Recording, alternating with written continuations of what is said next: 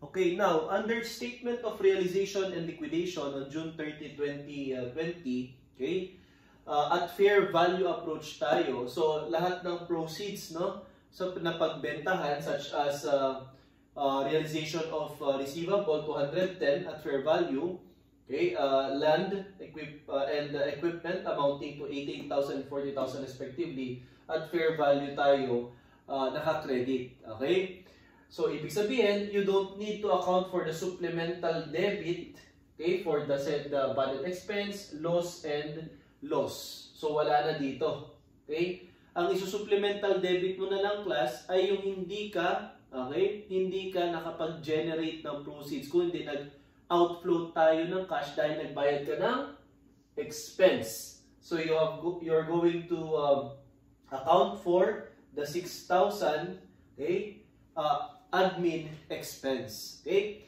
Now, with respect to liabilities liquidated, magkano ba kasi ang liabilities to be liquidated and liabilities assumed or incurred? Okay? On June 30, 2020, wala pong liabilities assumed or incurred, but the liabilities to be liquidated is equivalent to, okay, 674,000. Yan. Magkano ba ang nabayaran? Bank loan of 162. So, ilagay mo dito, 162,000. Okay? What else? Notes payable of 117,000. Okay? So, 162 plus 117, that is equivalent to 279,000. Deduct it from liabilities to be liquidated. Magkano naman ang liabilities not liquidated, which will become, okay, your liabilities to be liquidated for the next succeeding liquidation. So, 674 minus 162 minus 117, we have here 395,000. Okay? With respect to asset not realized, i-add mo lang po, no, yung asset to be realized and asset acquired, so 436,000, then deduct, okay, the book value, take note ng book value or carrying value of asset realized. Hindi po yung fair. So, dito tayo. 436 minus 230, okay? Minus 98, okay? 1,000 minus 48,000. Or, alamin mo sa mga assets to be realized kung alin dyan ang hindi pa nabebenta or hindi pa na convert into cash. Say, for example, yung building, 60,000, kaya ang asset na realize natin ay 60,000, and this is your building. Okay? Or pwedeng ganito, no? 436, hindi po ito ang i-deduct mo kasi naka-fair value sila. Ang i-deduct mo, 436 minus 230 book value. Okay? That is equivalent to 206 minus 98. Okay? So, this is equivalent to 108. Okay, minus 48. So, 60,000 na lang ang natitira. So, ganun po, no? Then, you have here supplemental credit kung meron. Okay, but in this particular problem, wala naman tayong interest income, wala naman tayong sales. Okay, so, 0 ang supplemental credit natin. I-total natin ito. Okay, total debit, 436,000 plus 162,000. Plus 170,000 plus 395,000 and plus 6,000, you have your 1,116,000. Okay, that's for total debit. For total credit, okay, add natin 674,000 plus 210,000. Okay, that's 884,000 plus 88,000 plus 40,000 plus 60,000. This is equivalent to 1,072,000. Okay? So, kapag nineto natin, meron tayong net loss. Okay, net loss na naman, no? Net loss equivalent to, okay, 44,000. So, ang total debit ay mas mataas sa total credit.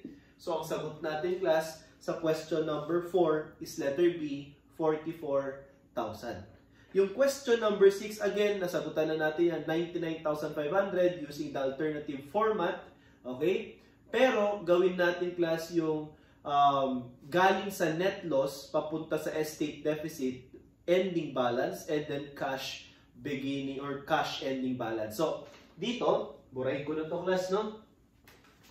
Ang ating estate deficit end nung December 31, 2019 is your beginning estate deficit for June 30, 2020. Okay? Liquidation, no? So we have 191, okay? 1,500. Tapos magkakaroon ka dito ng net loss. This is again additional sa estate deficit end natin. So plus 44,000 net loss. Ito yun, no? Yan. So, cut natin dyan. So ngayon, ang ating estate deficit end, okay, as of June 30, no? June 30, 2020 is equivalent to 235,000, okay, 500. So ayan po. So sagot natin class for question number 5 is letter C, 235,500.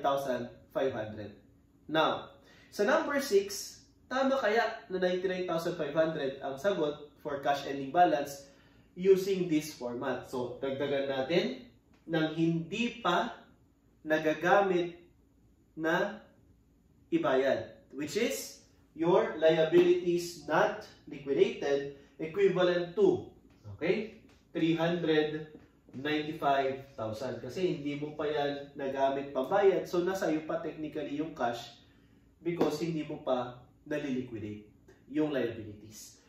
Minus asset not realized.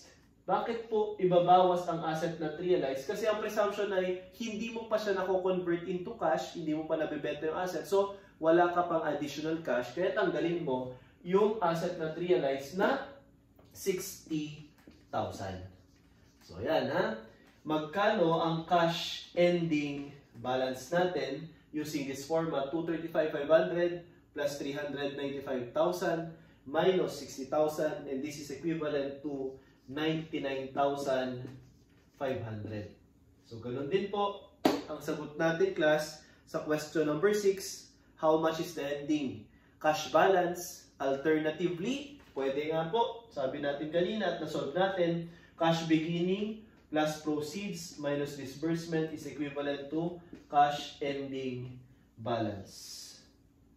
Okay? So with this, we end our discussion in corporate liquidation. Okay, and we have discussed the three format. We have the statement of affairs, statement of deficiency, and statement of realization and liquidation.